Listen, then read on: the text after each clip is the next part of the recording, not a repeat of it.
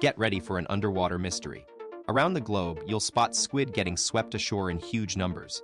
We're talking hundreds or even thousands at a time, covering miles of coastline.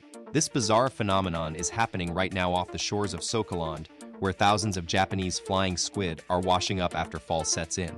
It's like an ocean graveyard out there. But have you wondered why this happens? Well, it comes down to two main players, their migration patterns, and some seriously wild weather conditions.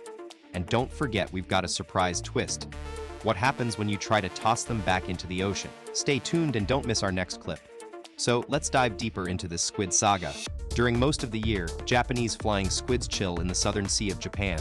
But as summer arrives, they embark on an epic feeding migration journey up to the Tatar Strait between Eurasia and Sakhalin. Here's a rewritten version of the provided paragraph in an energetic and simple tone for your edutainment YouTube channel, and buckle up, and let's dive into why thousands of Japanese flying squids are washing ashore. From summer to early autumn, these squids embark on an amazing journey from Japan's southern sea northward towards the Tatar Strait. But as winter approaches in late October or November, they start their southbound migration, usually completing it by mid-November. Now here's where things get wild. A few stragglers might hang around longer, but sometimes those autumn cyclones can bring on a rapid temperature drop that leaves squids frozen out. And we're not talking about a slow, gradual chill, we're talking drastic changes in just hours. Squids are summer lovers and their bodies just aren't equipped to handle the sudden cold. This is why you'll see them washing up dead, a real ocean mystery waiting for us to unravel. Stay tuned for our next video where we explore more of this squid saga. Let's break down why these Japanese flying squids are getting stuck on our shores. We've got two main reasons: either they freeze to death fast or get washed up weak and land dried. You might think, wait, aren't squid used to the chill from hanging out deep down where it's cold? Well, you're not wrong. Humboldt squids, those giants of the Northwest Pacific Ocean, live between 656 and 297 feet deep where temperatures do drop. But our Japanese flying friends only occasionally go as deep as about 160-40 feet, so they aren't built for that same level of cold survival. When it gets chilly, whether you're a big Humboldt or small Japanese squid, your metabolism slows down and you get really sluggish, almost like fainting. The difference is, deep down, this slow motion thing works just fine up on the surface, though waves can be too much for a struggling squid to handle, leaving them helpless and beach-bound. So here's an interesting question. Is it worse being stuck out of water or fighting against it? For someone adapted to subtropical climates, suddenly plunging into cold waters can be a fatal dive. Now that we know why flying squids get stuck on our shores, let's talk about trying to help them out if you come across one. If it's already cold and lifeless on the beach, putting it back in the water might not be much of a rescue. It'll likely end up shocked again and maybe even wash right back onto the shore. So, what does that leave us with? If we're trying to decide whether it's more agonizing being stuck out of water or fighting against waves, well, scientists have been stumped on this question for quite some time. The main problem lies in figuring out if invertebrates like squids can even feel pain.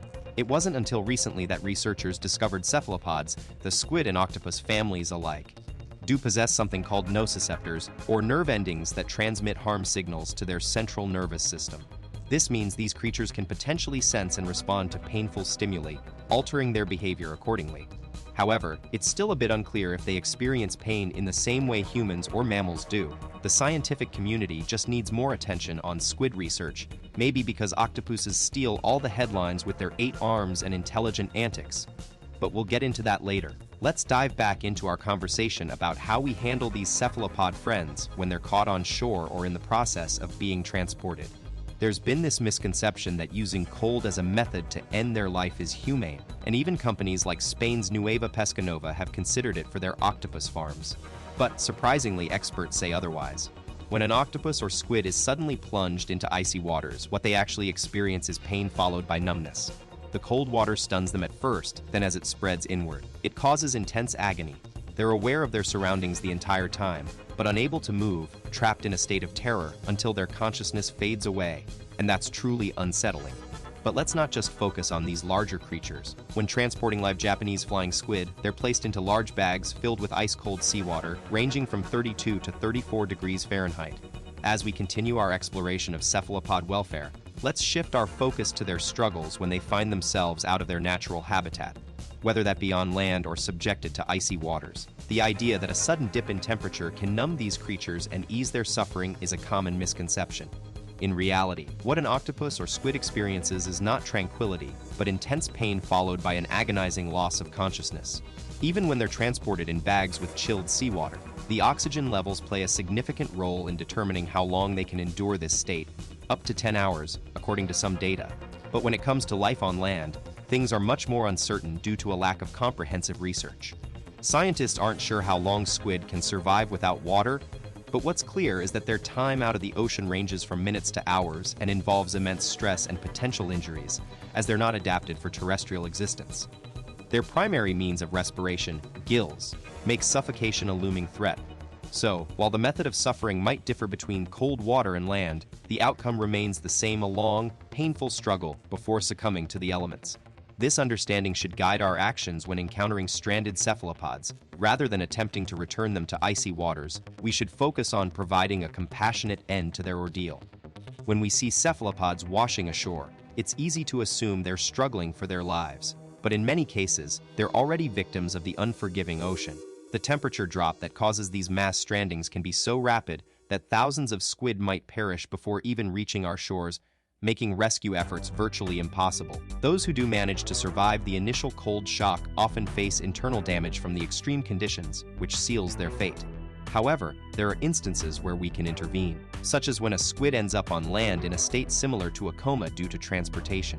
In these cases, swift action is crucial, as it's the difference between life and death, between suffocation and survival. The challenge lies in predicting when and where these strandings will occur, making it difficult for us to get there in time.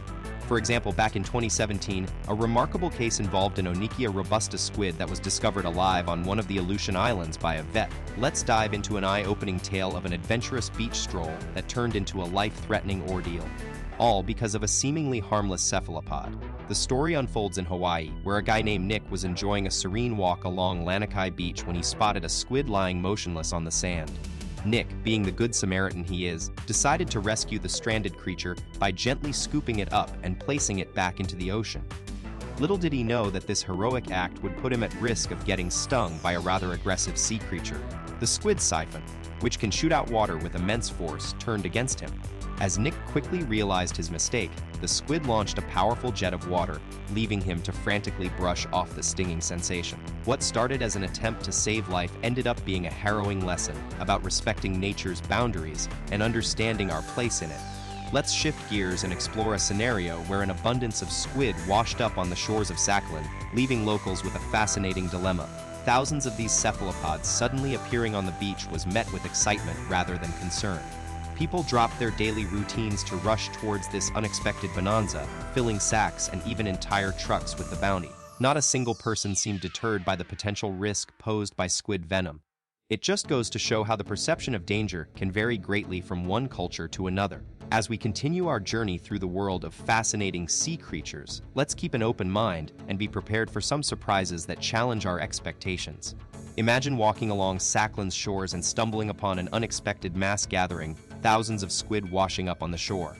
Locals were thrilled with the surprise, filling sacks and even trucks with this seafood bonanza. Despite potential risks posed by the cephalopod's venom, authorities urged caution, suggesting they send some samples to toxicologists for tests, but many residents saw it as an opportunity rather than a hazard. With squid being a valuable food source for both humans and animals, and even a lucrative commodity, why let them go to waste while scientists work their magic?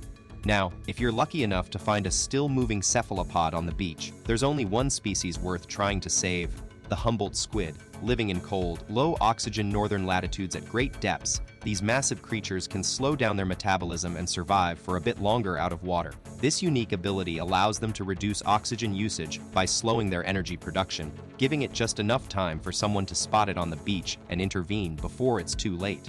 Now let's dive into the world of giant cephalopods and what happens when we encounter them beached. If you're lucky enough to find a massive Humboldt squid, your first instinct might be to rescue it. But hold on for a second, this isn't an easy task. Dragging such a creature back into the ocean would be extremely challenging, especially considering that injured squid could already be close to death. A perfect example of this is the colossal squid discovered along South Africa's coast. It measured an impressive 11 feet long and was sadly deceased, likely after colliding with a large boat or fishing vessel due to a visible propeller wound running across its body. Let's dive into why saving a stranded giant squid from certain doom might not be as heroic as we think it is. After all, the lifeless beast on the beach can actually offer us some fascinating insights about its mysterious world. Each beach giant squid serves as an unexpected science lab for researchers eager to learn more about these enigmatic creatures. We've only just scratched the surface when it comes to our knowledge of them, much like a cookbook filled with squid recipes, but hardly any other information beyond that.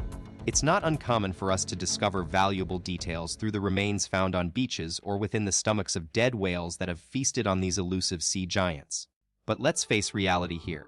Our understanding is limited because giant squid reside in extreme depths that are rarely explored by humans, making it incredibly difficult to study them directly. It wasn't until 2004 that we managed to capture our first ever photos of a live giant squid, and another 3 years before we saw our first video footage of these majestic creatures. Let's talk about why stumbling upon a giant squid on your beach stroll isn't just an eerie encounter. It's actually an opportunity to contribute some serious scientific value. From Aristotle writing about these creatures back in ancient times, to how tales of mythical sea monsters like the kraken originated, there's no denying that our fascination with giant squids dates back thousands of years.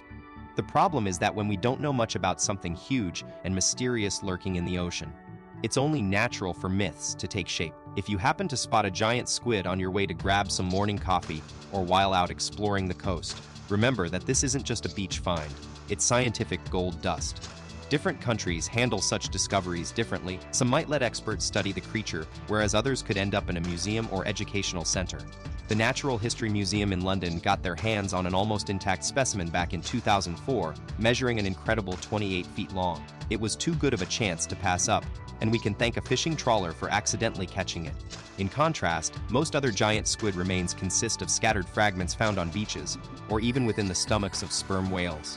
Meanwhile, in Africa, they've got an entire museum dedicated to invertebrate creatures, featuring an impressive collection of 20 colossal squids, with one measuring a mind-boggling 30 feet long. Imagine walking along your local beach on a chilly morning when suddenly your eyes land on something utterly bizarre, a partially buried, massive squid carcass.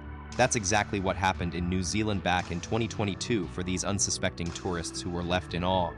The body, or at least what was left of it, was discovered by them, with most of its long tentacles bitten off, making it hard to estimate the full length of this sea giant.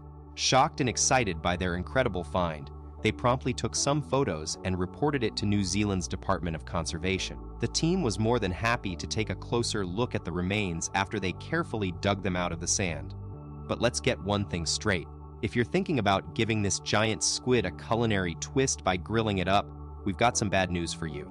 Not only do we have no idea how long this squid has been on land and decomposing, but dead squids are also incredibly high in ammonia, which helps them float in the ocean. And trust us when we say that's not exactly a recipe for success, or even palatability. However, there is one creature out there who wouldn't mind munching on it at all: sperm whales. They've got no problem with squid's unique flavor and aroma, but as for you, we'd recommend sticking to your usual seafood options.